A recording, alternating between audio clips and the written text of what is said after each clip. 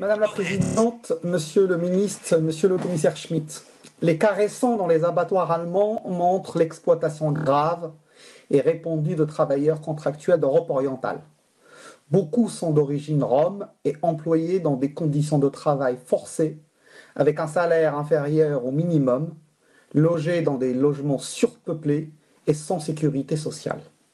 Comment la Commission réagit-elle à ces violations de la législation européenne en matière d'emploi et quelles mesures ciblées seront prises pour améliorer les conditions de travail des travailleurs migrants contractuels et des travailleurs saisonniers?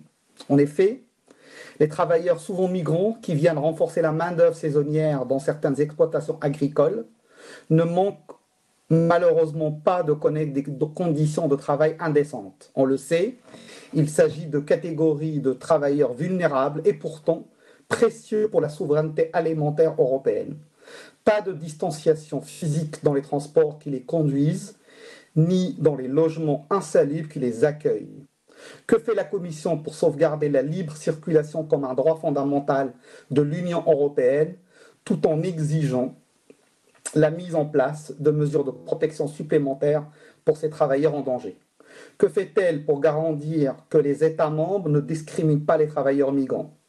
Quel rôle et quel levier pour l'autorité européenne du travail, étant donné ses compétences limitées en matière de santé et de sécurité? Et par ailleurs, autorisez-moi, Monsieur Schmitt, enfin une question sur le fonctionnement démocratique de nos institutions.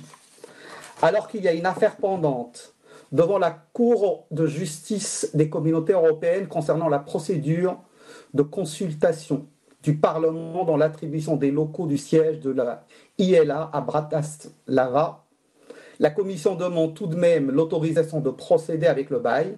J'y vois, en ce qui me concerne, un manque de respect pour notre institution et souhaiterais vous entendre précisément sur ce sujet.